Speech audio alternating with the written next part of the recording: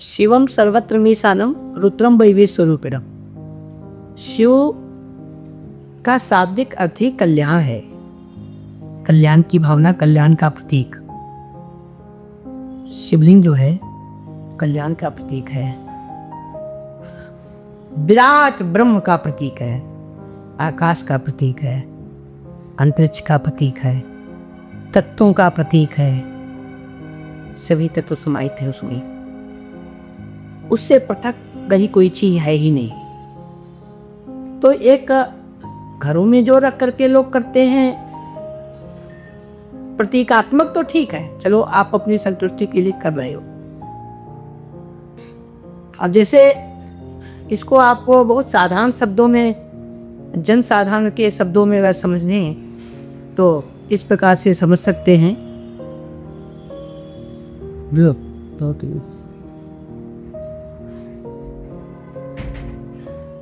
कि जैसे कभी कभी आप मेले में जाते हो तो बच्चे कुछ खिलौने लाते, जिसमें स्टोव भी होता है, गैस भी होती है, कुकर भगोना भी होता है, थालियाँ भी होती है जी, सब प्लास्टिक या मिट्टी के मडवान खिलौने होते हैं ना। तो वो खिलौने हैं ना, उनमें पकेगा भोजन? नहीं पकेगा। आप घर में ला करके शिवलिंग रख लेते हो और पूजा करते हो और कहते हो मैंने पूजा कर ली, ठीक है, आप उतना ब्रह्म मिटाए रहो। शिव आपका कल्याण तब भी करेंगे क्योंकि शिव शब्द में और उसकी महिमा में ही इतनी पर्याप्तता है, पूर्णता है कि वो आपका कल्याण तो तब भी करेंगे, लेकिन फिर भी आप अपना भ्रम मिटा सकते हो, ठीक है, जब तक के उसके विधान के अनुसार उस शिवलिंग की स्थापना, प्राण प्रतिष्ठा आदि ना हो, दिशा आदि का ज्ञान ना हो, उसके पंचायतन, जो शिव का पंचायतन है जिसमें गणेश है, सूर्य है, कार्तिकेय है, नंदी है, पार्वती पंचायतन है, तो तब तक के उसकी स्थापना ना हो। अब उसके ऊपर जो द्रव्यादि से, पूजन सामग्री से, दूध, जल, शहद, मधु, शर्करा, घृत है और दही, इससे जो पूजक करते हैं, इन सब का शिवलिंग पे जब जाता है और उससे जब उसके घर्षण से, उसके लेपन से जो क्रिया और जो ऊर्जा स्पंदित होती है, वहां पर ऊर्जा का जो स्पंदन है, निर्माण होता है, वो समझ लीजिए एक प्रकार का परमाणु से संबंधित है। और इस बात को वैज्ञानिकों ने, आधुनिक वैज्ञानिकों ने भी इस चीज को सिद्ध किया है कि वहां पर शिव के अर्घे के अगल बगल में ये ऊर्जा पाई जाती है, और इसीलिए वो उत्तर की ओर जैसे जल गिरता है, शिव मुख जो है वो उत्तर की ओर रखा जाता है अर्घा, और उससे जाता रहता है। तो पृथ्वी के दो ध्रुव है ना, एक दक्षिणी ध्रुव है, एक उत्तरी ध्रुव है, तो उत्तरी ध्रुव की तरफ में इसीलिए रखा जाता है कि उत्तर में जब जाएगा तो क्या उसमें से अवयव पदार्थ, क्या ऊर्जा उत्पन्न होगी, स्पंदित होगी, और उधर उसको नाम गए तो वो ऊर्जा अगर आपकी बॉडी के एंटीमी सिस्टम में है तो आपको तुरंत पैरालाइसिस में आ जाएगा, नुकसान कर जाएगी। तो जो लोग मंदिरों में जाते हैं अयोग्य हैं, जानते नहीं हैं, समझते नहीं हैं, और बिना जाने बाद जा करके शिवलिंग पकड़ना, रगड़ना, छूना, स्पर्श करना, उसका बिना विज्ञान नहीं मालूम है लोगों को। लेकिन नहीं, हमको फला गुरु ने, फला टीवी वाले गुरु ने, फला चैनल के गुरु ने बताया है, मैं तो छूऊंगा। अरे मुझे तो फला के मंच के नेता ने मुझे भड़काया है, अरे देखो देखो पंडितों ने, ब्राह्मणों ने तुमको जो है मंदिर में जाने से रोक रहे हैं, अरे तुम घुसो इनके मंदिरों में, अगर ना माने तो बवाल मचाओ कि हमको छूने नहीं देते। अरे क्या मूर्खता है, आप उसका विज्ञान नहीं लगते हो कि वहां पर कौन सी चीज उत्पन्न हो रही है। अयोग्यता की स्थिति में अगर आप उसे स्पर्श कर लेते हो शिवलिंग को, आपके शरीर को नुकसान हो जाएगा, बीमारियां हो जाएंगी, और हो भी रही है। तो शिव का मंदिर, शिवलिंग का स्थान एक पूर्ण विज्ञान लिए हुए है, पूर्ण ऊर्जा का विज्ञान लिए हुए है, बहुत ही सावधानी पूर्वक उसके अंदर जाना चाहिए और बहुत ही सावधानी पूर्वक पूजन करना चाहिए। अगर आप स्पर्श करने की योग्यता नहीं रखते हो, शारीरिक और शास्त्रीय शब्दों में उसका ज्ञान नहीं रखते हो, तो आप स्पर्श मत करो, प्रणाम करो, दूर से प्रणाम करो जी। बहुत लोग हम जब बैठते हैं जब में देखते रहते हैं, चंदन उठाया और चंदन उठा करके सीधे पूरा चंदन ऐसे हाथ में लगाया और भोलेनाथ को लेप दिया। क्या तरीका है? चंदन लगाने की केवल ये मुद्रा में 2 उंगलियों पे लगेगा। ये स्पर्श नहीं होना चाहिए, ये भी स्पर्श नहीं होना चाहिए।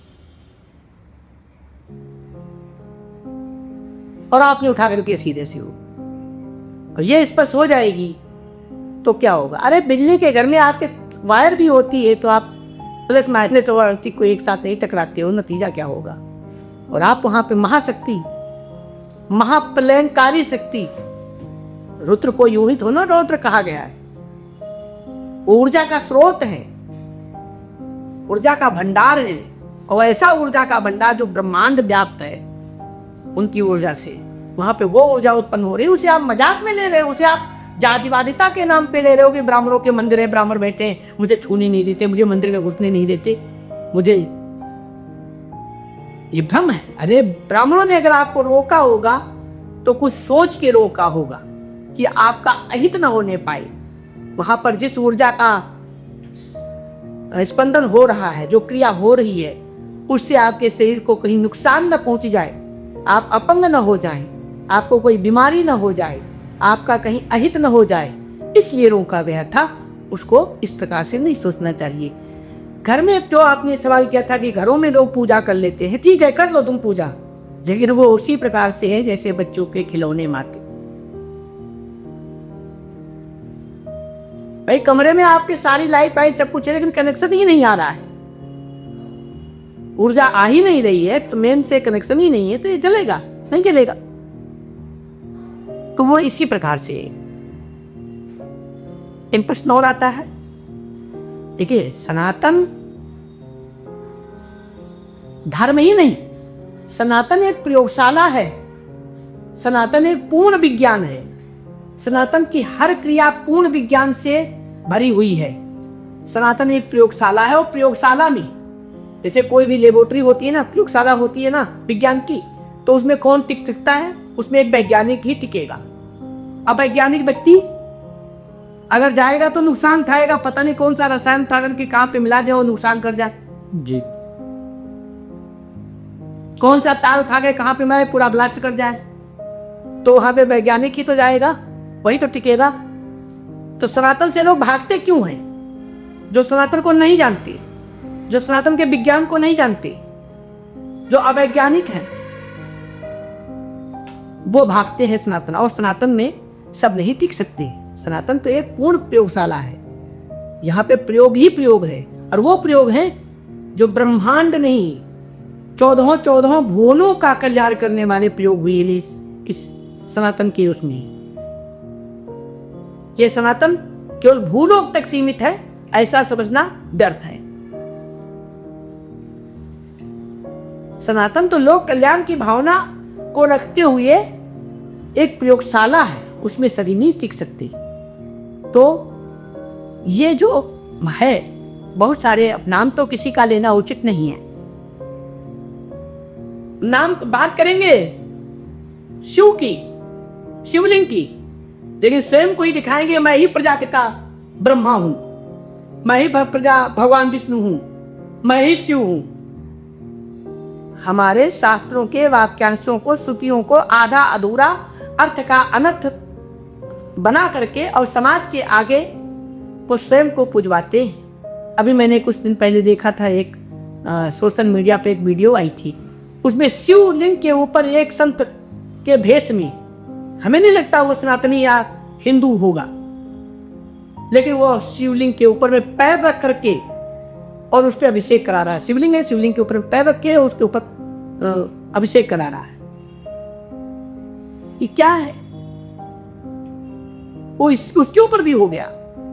हम कभी कोई संत होता है, मैं देखता हूं, और जनता भी कितनी मूर्ख है, उन बातों को ध्यान नहीं देती। एक है वो हम स्वास्तिक चिन्ह को पूजते हैं, हम स्वास्तिक चिन्ह को अपने से ऊपर में दीवार आप पे उसका प्रतीक को बनाते हैं, वो अपने पैर पे स्वास्तिक बना के घूम रहा है